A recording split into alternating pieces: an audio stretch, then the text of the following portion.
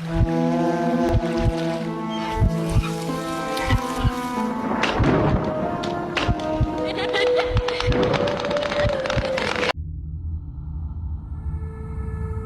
বউ বিয়ে করে যখন শ্বশুর বাড়ি যায় তখন অনেক স্বপ্ন নিয়ে আসে, সেইভাবে কিভাবে একটা সুন্দর সুখের সংসার গড়ে তুলবে এরকমই ভেবেছিল তুলিকাদি।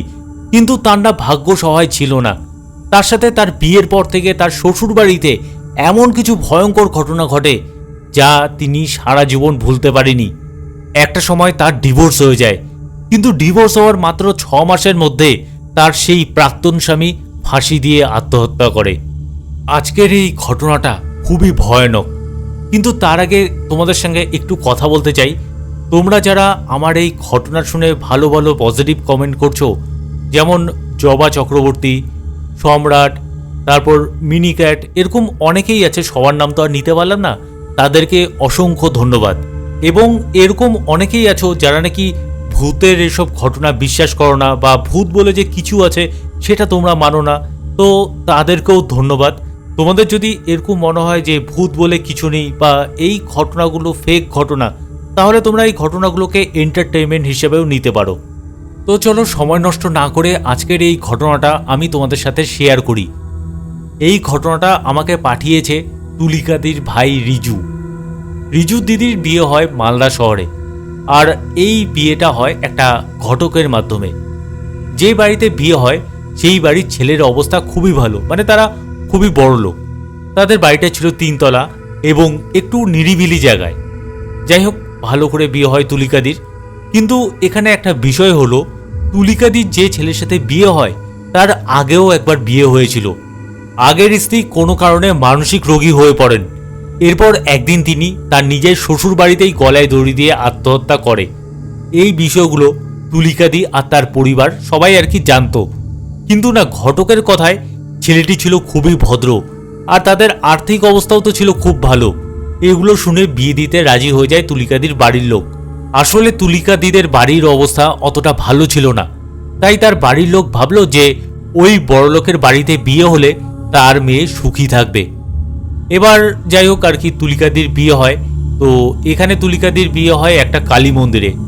এবার তুলিকাদির বিয়ে যখন হয়ে যায় তখন প্রথম যায় তার শ্বশুর বাড়িতে, আর প্রথম মুহূর্ত থেকে শুরু হয় বিভিন্ন প্যারানর্মাল ঘটনা।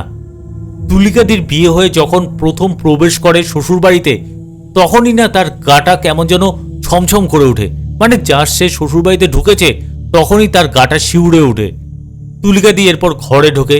তারপর তার স্বামী সব বয়স্ক লোকের সাথে তার পরিচয় করিয়ে দেয়। সবার সাথে পরিচয় হওয়ার পর তুলিকাদি তার স্বামীকে বলল যে দিদির ফটো কোথায়। দিদি মানে আগের স্ত্রীর কথা বলছে তুলিকাদি।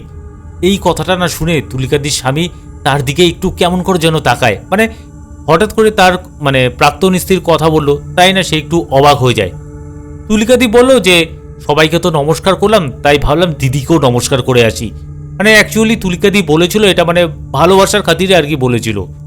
তখন তুলিকাদির শাশুড়ি তার ছেলেকে বলল যে ওকে ঠাকুর ঘরটা দেখা। এরপর তুলিকাদিকে ঠাকুর ঘরে নিয়ে যাওয়া হয়। ঠাকুর ঘরে ঢুকে তুলিকাদি একটা জিনিস দেখে না আশ্চর্য হয়ে যায়।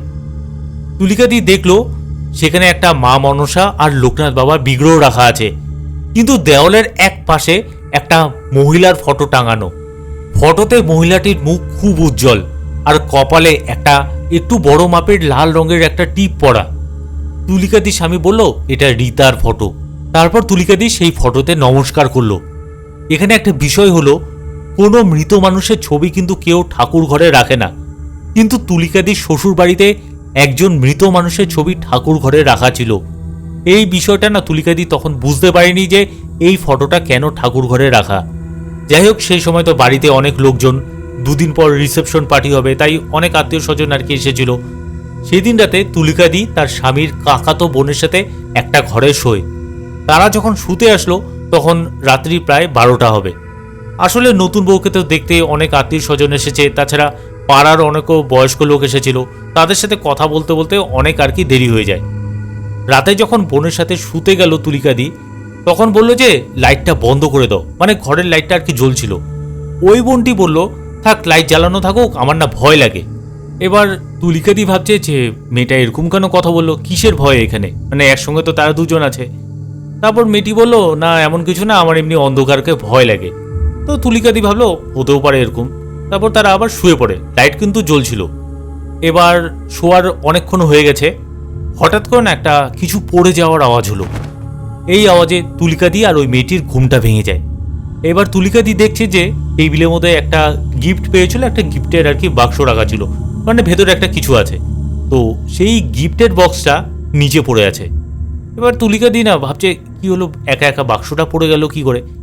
তো মেয়েটিকে দেখছে, মানে যে মেয়েটি তার তুলিকাদির পাশে ছিল, সেই মেয়েটি মানে ভয়ের চোটে মুখ ঠুক ঢেকে চুপচাপ শুয়ে আছে। এবার না তুলিকাদি ভাবলো, আরে ও এরকম কেন শুয়ে আছে, আর গিফটের বাক্সটাই তো পড়ে গেছে, হয়তো ইঁদুর ফিদুর আছে টেবিলের মধ্যে উঠেছে, কোনোভাবে ধাক্কা লেগে পড়ে গেছে। তারপর যাই হোক তুলিকাদি আর কিছু বলেনি, ও শুয়ে পড়ে। তারপর আবার দুদিন পর তো রিসেপশন পার্টি হয়, তুলিকাদির বাপের বাড়ির লোকজনও এসেছে। তাদের জন্য সেই বাড়ির 3 তলায় ঘরগুলো দেওয়া হয়, মানে রাতের বেলা তারা সেখানে থাকবে। এবার সেখানে তার বাবা, কাকা, ভাই আরও কিছু আত্মীয় স্বজন রাতের বেলা থাকে। পরের দিন তাদের দুপুরবেলা ফিরে যাওয়ার আর কি ট্রেন ছিল।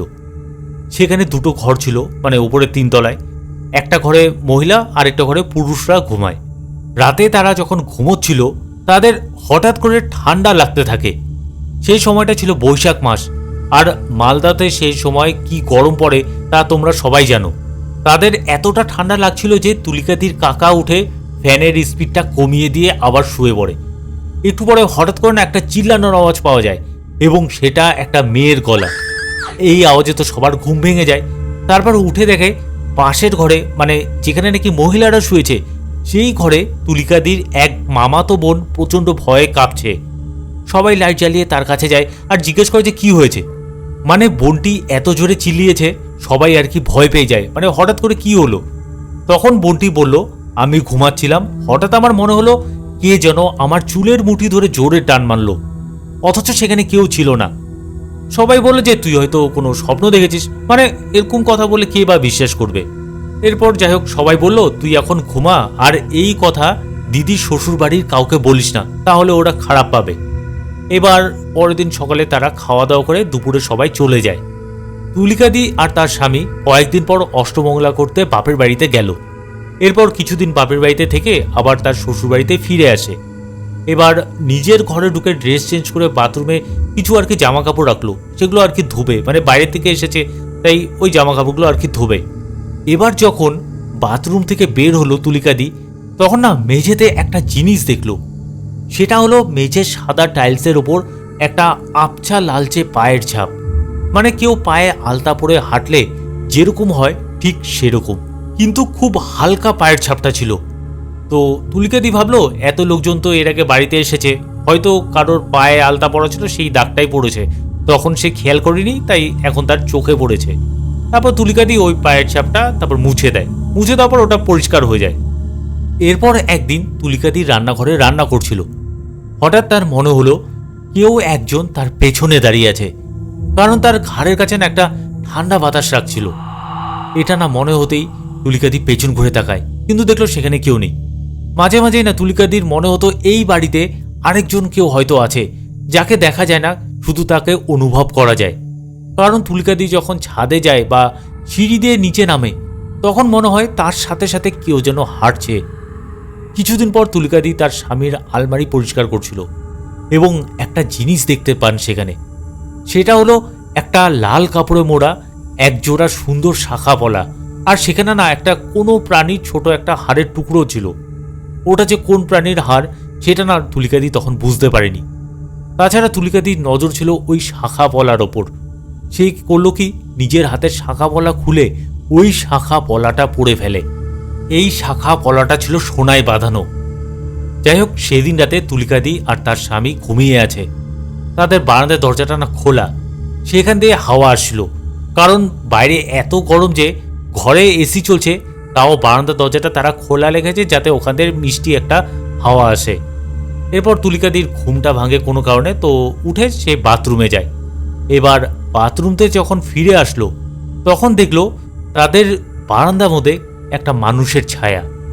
তো তুলিকাদি ভাবলো বারান্দায় আবার মানুষের ছায়া আসলো কোথা থেকে, কারণ তারা তো আছে দোতলায়। সে কি করলো, বারান্দায় যায় আর দেখে সেখানে কিছুই নেই। তারপর ভাবলো তার হয়তো মনের ভুল, কি দেখতে কি দেখেছে। এরপর আবার বিছানায় এসে শুয়ে পড়ে। এদিকে হাতে যে ওই শাখা পলাটা পড়েছে সেটা কিন্তু তার স্বামী তখনও খেয়াল করেনি, বা তুলিকাদি নিজেও তার স্বামীকে বলেনি।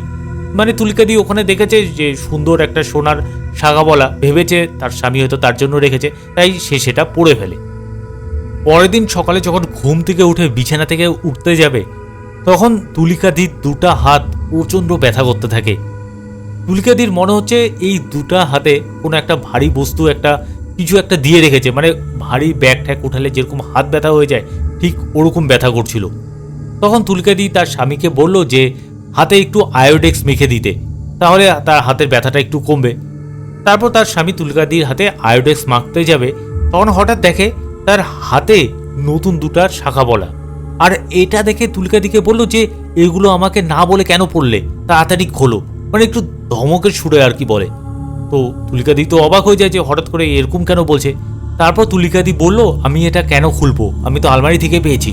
তারপর তার স্বামী না আবার একটু রেগে যায়। তখন তুলিকাদি রাগ করে এই শাখা পলাটা খুলে ফেলে এবং জানতে চায় এটা কার। তারপর তার স্বামী জানালো এটা রিতার, মানে তার প্রাক্তন স্ত্রীর, যে স্ত্রী আর কি আত্মহত্যা করেছিল এই বাড়িতে। তুলিকাদি তারপর বলল এই শাখা পলাগুলোর সাথে আরেকটা হার ছিল, সেটা কিসের। তারপর তার স্বামী না আর কোনো উত্তর দেয়নি, শুধু বলল এত জেনে তুমি কি করবে। যাই হোক, তারপর তুলিকাদি আর কথাটা বাড়ায়নি। এরপর থেকে তুলিকাদির সাথে কোনো কিছুর উপস্থিতি আরও টের পেতে থাকলো। মানে আগে না তুলিকাদি কিছু বুঝতে পারতো যে কিছু একটা আছে, কিন্তু সেই বিষয়টা না সে তার স্বামীকে কোনো সময় আর কি বলেনি, ভাবছে কি ভাবতে কি ভেবেছে। কিন্তু এই ঘটনাটা হওয়ার পর থেকে তার সাথে যে কোনো কিছুর একটা উপস্থিতি ছিল সেটা আরও তীব্রভাবে হতে থাকে। একদিন দুপুরবেলা স্নান করে এসে আয়নাতে চুল আছড়াচ্ছিল, ঠিক সেই মুহূর্তে তুলিকাদির মনে হলো কেউ যেন তার পেছন দিয়ে হঠাৎ চলে গেল। মানে সেটা কিন্তু সেকেন্ডের মধ্যে হলো। আর তুলিকাদি সঙ্গে সঙ্গে পেছনে ঘুরলো, কিন্তু কাউকেই আর দেখতে পেল না, খালি মনে হলো কেউ যেন সরে গেল পেছন থেকে। এরপর একদিন সন্ধ্যাবেলা বিছানা গুছিয়ে মাঝের রুমে গিয়ে কিছু কাজ করছিল। একটু পরে এসে দেখলো বিছানার সব উলট পালট হয়ে আছে, মানে বিছানার চাদর বালিশ সব এদিক ওদিক সরে আছে। কিন্তু তার আগেই তুলিকাদি বিছানাটা কিন্তু একদম পরিপাটি পরিষ্কার করে গেছিল। এই ঘটনাগুলো সে তার শ্বশুর বাড়ির কাউকে তখনও জানায়নি। আর কি বলবে, কারণ এগুলোতে কেউ বিশ্বাস করবে না। তাছাড়া তুলিকাদি তো এসেছে একজন গরিব ঘর থেকে। এবার এই বাড়িতে এসে তার বড়লোক শ্বশুর শাশুড়ি এবং স্বামীকে যদি এরকম বিষয়গুলো জানায়, তাহলে হয়তো তার উপর কিছু খারাপ সন্দেহ করতে পারে। সেই কারণে তুলিকাদি ভাবলো থাক, যা হচ্ছে হোক, দুদিন পরে হয়তো ঠিক হয়ে যাবে, আর এটা আমার মনের ভুল, এগুলোই আর কি তুলিকাদি ভাবছিল। এরপর একদিন সন্ধ্যাবেলায় তুলিকাদি ঠাকুর ঘরে যায় সন্ধ্যাবাতি দিতে।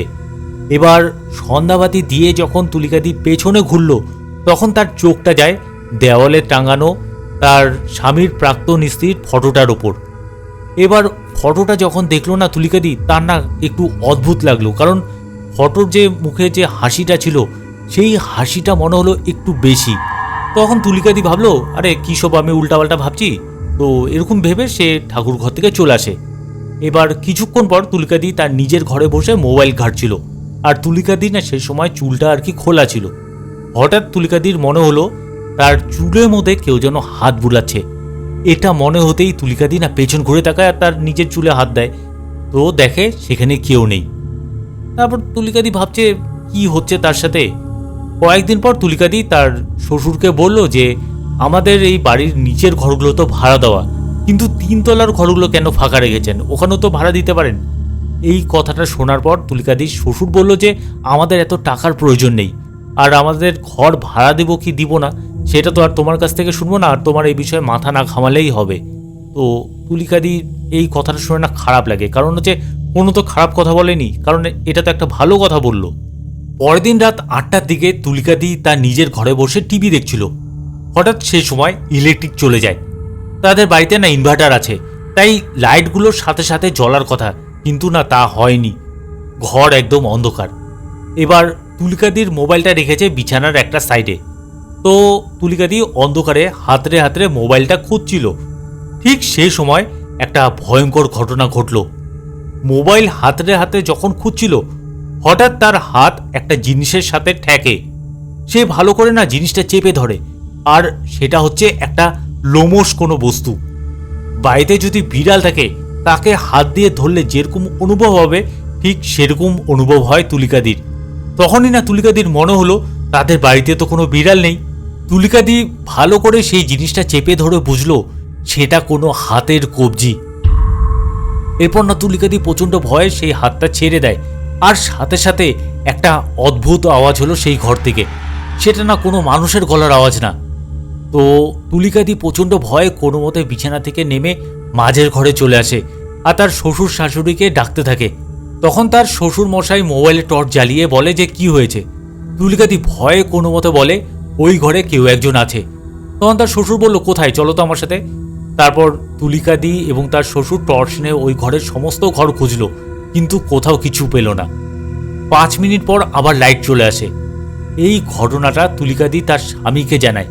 তার স্বামী না পুরো ঘটনাটা ইগনোর করে দেয় আর বলে যে হয়তো পাশের বাড়ি থেকে বিড়াল এসেছে, কারণ পাশের বাড়িতে কিন্তু বিড়াল ছিল আর ওই বিড়ালটা হয়তো বিছানায় শুয়েছিল, তুমি খেয়াল করোনি, সেটাই আর কি তুমি অন্ধকারে ধরেছো।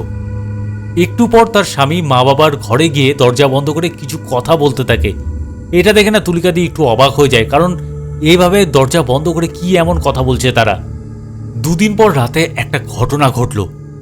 তুলিকাদি আর তার স্বামী রাতে শুয়ে আছে। এবার একটা না আওয়াজ হয়। তুলিকাদি হালকা চোখ খুলতেই দেখলো একটা ভয়ঙ্কর জিনিস। সে দেখলো যে একটা কালো ছায়া মূর্তি তার ঘরের একবার বাঁ দিকে যাচ্ছে, আবার হেঁটে হেঁটে ডান দিকে যাচ্ছে। মানে তার ঘরে না পায়চারি করছে, কিন্তু সে না হাঁটছিল না, তার পায়ের না কোনো মুভমেন্ট নেই, তবু দেহটা চলছিল। এটা দেখে না তুলিকাদি প্রচণ্ড ভয় পেয়ে যায় এবং চোখ বন্ধ করে রাখে। কিছুক্ষণ এইভাবে থাকার পর বাইরে পাখি ডাকের আওয়াজ শুনতে পায় তুলিকাদি। মানে সে সময় ভোর হয়ে যায়। এবার তুলিকাদি না আস্তে আস্তে চোখ খোলে, কিন্তু না সে সময় ওই ছায়া মূর্তিটা ছিল না। এরপর তো তুলিকাদির আর ঘুম আসে না। তিনি ভাবছে যে কখন তার স্বামী উঠবে আর এগুলো বলবে। যাই হোক, তার স্বামী যখন ঘুম থেকে উঠল তখন রাতে যা যা দেখেছে সেটা আর কি বললো তার স্বামীকে, কিন্তু না তার স্বামী কোনো পাত্তাই দিল না। উল্টো বলল যে তুমি ঘুমাচ্ছ না, রাতেবেলা ভুলভাল জিনিস দেখছো। এই যে ইনসিডেন্টগুলো ঘটছে এগুলো কিন্তু দিন দিন বাড়তে থাকে। তুলিকাদির শ্বশুরবাড়ির লোকজন কিছু একটা জানে যা তুলিকাদিকে আগের থেকে জানায়নি। এবার সেদিনকার দুপুরবেলা ছাদে জামা কাপড়গুলো মেলা হয়েছিল, সেটা নিয়ে আনতে তুলিকাদি সন্ধ্যার সময় ছাদে যায়। এবার ছাদে যেতে হলে ওই 3 তলার ঘরের সামনেতে যেতে লাগবে, ঘরগুলো তো তালা মারা। যখন নাকি তুলিকাদি যাচ্ছিল তখন ওই ঘরের ভেতর থেকে না ফিস ফিস কথা বলার আওয়াজ পায়, আর গলার আওয়াজটা ছিল একটা মেয়ের গলার আওয়াজ। এবার তুলিকাদি না প্রথমে ভেবেছে যে বাইরে থেকে হয়তো আওয়াজটা আসে, তারপর ভালো মতো বুঝতে পারলো ওই আওয়াজটা আসে বন্ধ ঘরের ভেতর থেকে। এবার তুলিকাদি না একটু শুনছিল যে কি বলছে ভেতর থেকে। হঠাৎ করে তুলিকাদি শুনতে পেল ওই ফিস ফিস যে আওয়াজটা সেটা তার কানের পাশে হচ্ছে। এই আওয়াজটা শোনার পর তুলিকাদি তো প্রচণ্ড ঘাবড়ে যায় আর তাড়াহুড়ো করে সিঁড়িতে নামতে গিয়ে সিঁড়ি থেকে পা পিছলে পড়ে অজ্ঞান হয়ে যায়। এবার প্রায় 30 মিনিটের মতো তুলিকাদি ওখানেই পড়েছিল। এরপর যখন তার জ্ঞান ফিরল তখন তার হাঁটু আর পায়ে প্রচণ্ড ব্যথা। এই 30 মিনিট তার বাড়ির লোক কোনো খোঁজ খবরই নেয়নি যে তুলিকাদি কোথায়। যাই হোক, কোনো মতে তুলিকাদি তারপর খোঁড়াতে খোঁড়াতে নিজের ঘরে ঢুকে দরজা বন্ধ করে দিয়ে বিছানায় শুয়ে পড়ে। এরপর যা যা ঘটে তা তুলিকাদি নিজেও জানে না, পরে তার শ্বশুর বাড়ির কাছ থেকে শোনে। সন্ধ্যার সময় একবার শাশুড়ি তাকে ডাকে তুলিকাদিকে, মানে সন্ধ্যাবাতি দেওয়ার জন্য, কিন্তু না সে তখন দরজাটা খুলেনি। মাঝখানে একবার খালি দরজা খুলে মাঝের ঘরের থেকে জলের বোতল নিয়ে আবার নিজের ঘরের দিকে দরজাটা আটকে দেয়, কিন্তু ছিটকানি তখন মারেনি। এরপর রাত 10টার দিকে তুলিকাদির স্বামী আসে এবং ঘরে এসে দেখে যে তুলিকাদি বিছানায় চুপচাপ আর কি ঘুমিয়ে আছে। এবার তার স্বামী তুলিকাদিকে বলে যে কি হলো, ওঠো, কিন্তু তুলিকাদি কোনো সাড়া দেয়নি, তখনও তুলিকাদি আর কি ঘুমোচ্ছিল। এবার তুলিকাদির স্বামী তুলিকাদির গায়ে হাত দেয় আর দেখে যে তুলিকাদির গা প্রচণ্ড গরম। তো তার স্বামী না ভেবেছে জ্বর এসেছে, তুলিকাদিকে তারপর জোর করে বিছানা থেকে উঠায়, মানে বিছানা থেকে উঠিয়ে আর কি বসিয়ে দেয়। এরপর তুলিকাদি যখন চোখটা খুলল তুলিকাদির চোখ দুটো একদম লাল হয়ে আছে। তার স্বামী বলছে যে তোমার তো খুব জ্বর এসেছে, তুমি কেন আমাকে বলনি। তারপর তার স্বামী জোর করে তুলিকাদিকে একটা জ্বরের ওষুধ খাওয়ায়। তারপর তুলিকাদি বলছে আমার ভালো লাগছে না, আমার ঘুম পাচ্ছে। তারপর যাই হোক তুলিকাদি আবার শুয়ে পড়ে। এবার রাত্রি যখন 2টা বাজে তখন তুলিকাদির শাশুড়ি না একটা খচমচ আওয়াজ পায় রান্নাঘর থেকে, মানে কিছু একটা চাবানোর আওয়াজ হচ্ছে। এরপর তুলিকাদির শাশুড়ির কি মনে হলো, সে বিছানা থেকে উঠে লাইট জ্বালায় আর দেখে তুলিকাদি ফ্রিজের থেকে কাঁচা কই মাছ বের করে সেটা চাবাচ্ছে। আর তো এটা দেখে তুলিকাদির শাশুড়ি চিল্লিয়ে ওঠে। তখন তার স্বামী শ্বশুর এসে দেখে এই অবস্থা, তার ঠোঁটে কই মাছের কাঁটা বিঁধে সেখান দিয়ে রক্ত পড়ছিল। মানে ভাবতে পারছো, কাঁচা কই মাছ যখন তুলিকাদি খাচ্ছিল তখন তুলিকাদির ঠোঁটের মধ্যে কাঁটা বিঁধে যায় কই মাছের, আর সেখান দিয়ে রক্ত গড়াচ্ছে, তাও সে কই মাছগুলো চাবিয়ে যাচ্ছে। এটা দেখে তো তার স্বামী বলছে, এগুলো কি করছো, তাড়াতাড়ি ফেলো। তুলিকাদি না সেই সময় সবাইকে দেখে হাসছে আর কাঁচা কই মাছ মরমর করে আর কি চাবাচ্ছে। তারপর তুলিকাদির স্বামী একটা থাপ্পড় মারে, উল্টে তুলিকাদি এক ধাক্কা মেরে তাকে ফেলে দেয় কোনো মতে। তো তারপর সবাই মিলে ধরে তুলিকাদিকে তার নিজের ঘরে ঢুকিয়ে দরজা বন্ধ করে দেয়। তুলিকাদির শ্বশুরবাড়ি তো সবাই জানতো যে আসলে কি হয়েছে। পরের দিন ভোরবেলা শ্বশুরবাড়ির লোকদের একজন কুলগুরু ছিল, ওনাকে তাড়াতাড়ি ডেকে আনা হয়। এবার কুলগুরু এসে তো শ্বশুরবাড়ির সবাইকে বকাবকি করে যে কেন ওই জিনিসগুলো ঠিকমতো লুকিয়ে রাখেনি। আসলে ওই জিনিসগুলো ছিল আগের বউয়ের শাখা বলা। মানে আগের বউ আত্মহত্যা করেছিল উপরের ঘরে, মানে তিনতলার যে ঘরগুলো বন্ধ ছিল ওখানকার একটা ঘরের মধ্যে আত্মহত্যা করেছিল। তার মৃত্যুর পর তাদের বাড়িতে বিভিন্ন ভৌতিক উপদ্রব শুরু হয়। এই উপদ্রবের হাত থেকে বাঁচাতে তাদের কুলগুরু একটা যজ্ঞ করে তাদের বাড়িতে। আর মৃত বউয়ের শাখা পলার সাথে একটা শুয়োরের হাড় তুলিকাদির স্বামীকে বলে যে এটা নিয়ে তুমি যত্ন করে কোথাও লুকিয়ে রাখবে, যাতে ওই আত্মা কোনো ক্ষতি করতে না পারে তাদের। এরপর থেকে ভৌতিক উপদ্রব না হলেও মাঝে মাঝে তার উপস্থিতি বোঝা যেত। তারপর তো তুলিকাদি না বুঝে সেই শাখা পলাটা পড়ে ফেলে এবং তার উপর ওই আত্মার প্রভাব পড়ে। যাই হোক, তারপর কুলগুরু দরজা খুলে ওই ঘরে ঢোকে আর দেখে তুলিকাদি এক কোণায় বসে আছে আর গঙ্গাচ্ছে। তারপর তো কুলগুরু কিছু মন্ত্র পড়ে, তার গায়ে গঙ্গা জল ছেটান। এতে না তুলিকাদি আরও চিল্লাতে থাকে। তারপর একটা ময়ূরের পালকের মতো ঝাড়ুর মতো জিনিস বের করে সেটা দিয়ে তুলিকাদি সারা শরীর ঝাড়তে থাকে আর একটা মন্ত্র জপ করতে থাকে। এরপর না তুলিকাদি চিল্লাতে চিল্লাতে ধীরে ধীরে নেতিয়ে পড়ে। তারপর কুলগুরু বলল যে আবার যজ্ঞ করতে হবে। কিছুক্ষণ পর আবার তাদের ছাদে যজ্ঞ করতে বসে আর সেই শাখা বলা আর শুয়োরের হাড় আবার নিয়ে আসা হয়। তারপর যজ্ঞ শেষ করে কুলগুরু বলল যে এবার এই শাখা পলা আর হাড়ের টুকরো এমন জায়গায় রাখবে যাতে কেউ খুঁজে না পায়, না হলে ওই অশান্ত আত্মা তোমাদের কাউকে ছাড়বে না। মানে এই জিনিসগুলোর মধ্যে ওই আত্মাকে বন্দি করে রাখা হয় যাতে তার প্রভাব একদম কমে যায়। কিন্তু আত্মাটাকে ওই বাড়ি থেকে না কোনোভাবেই তাড়ানো সম্ভব না। এর জন্য না আত্মার প্রভাব হালকা অনুভব করা যেত মাঝে মাঝে ওই বাড়িতে। এদিকে তো তুলিকাদি আস্তে আস্তে সুস্থ হয়ে ওঠে এবং তাকে জানানো হয় যে তার সাথে কি কি হয়েছিল। তারপর থেকে সেরকম আর কিছু হয়নি। মাঝে মাঝে মনে হতো যে ওপরের ঘরে কেউ যেন হাঁটাহাঁটি করছে বা রাতে কিছু একটা খুটখুট আওয়াজ শোনা যেত। এগুলো তারপর গা সওয়া হয়ে যায়। এরপর তুলিকাদি আরও মোটামুটি 1.5 বছর সংসার করতে পারে। এই 1.5 বছরের মধ্যে না তাদের সংসারে বিভিন্ন ঝামেলা হতে থাকে। মানে তুলিকাদির সাথে তার শ্বশুর শাশুড়ির ঝামেলা লাগতো, তারপর তার স্বামীর সাথে ঝামেলা হতো। এরকম ঝামেলা হতে হতে একদিন তাদের মধ্যে ডিভোর্স হয়ে যায়। এবার ডিভোর্স যখন হয়ে যায় তুলিকাদি তো তারপর বাপের বাড়িতে চলে আসে। কিন্তু তার স্বামী না তুলিকাদিকে খুবই ভালোবাসতো। মাঝে মাঝে আর কি কথা বলতো ফোনে, কিন্তু তাও না ঝগড়াঝাটি হতো। মানে কোনো একটা কারণে তাদের মধ্যে বিচ্ছেদটা হয়ে যায়। তুলিকাদি যখন শ্বশুর বাড়িতে ছিল তখন যে ঝগড়াগুলো হতো তার শ্বশুর শাশুড়ির সাথে, তখন না সেই ঝগড়ার মানে সামান্য একটা কথা নিয়ে ঝগড়া লাগতো, যেই কথা নিয়ে ঝগড়া হওয়ার কোনো প্রশ্নই ওঠে না। যাই হোক, কী আর করবে, তুলিকাদির কপাল খারাপ। এবার তুলিকাদি তো তার বাপের বাড়িতে চলে আসে এবং মোটামুটি 6-7 মাস পর তুলিকাদি জানতে পারে যে তার স্বামী ওপরের ওই 3 তলার ঘরে গলায় দড়ি দিয়ে আত্মহত্যা করে। আর তুলিকাদির স্বামী কী কারণে যে ওপরে ঘরে গিয়ে আত্মহত্যা করলো সেটা না কেউ বুঝতে পারেনি। মানে এটা একটা অস্বাভাবিক মৃত্যু ছিল। মানে তার আগের স্ত্রীও কিন্তু ওপরে 3 তলার ঘরে গলায় দড়ি দিয়ে আত্মহত্যা করেছিল। তুলিকাদির স্বামীর প্রাক্তন স্ত্রীর অশান্ত আত্মা কোনো সময় চায়নি যাতে তুলিকাদির স্বামী নতুন করে আবার কাউকে বিয়ে করুক। এই কারণে হয়তো তাদের মধ্যে ডিভোর্সটা হয়। তো বন্ধুরা, এটাই ছিল আজকের ঘটনা। আমার এই ঘটনাগুলো যদি তোমাদের ভালো লেগে থাকে তাহলে প্লিজ আমার চ্যানেলটাকে একটু সাপোর্ট করো। মানে সাবস্ক্রাইব, লাইক আর শেয়ার অবশ্যই করো, কারণ এরকম ভয়ঙ্কর ভৌতিক ঘটনা আরও তোমাদের জন্য অপেক্ষা করে আছে। আজকের মতন টাটা, গুড বাই।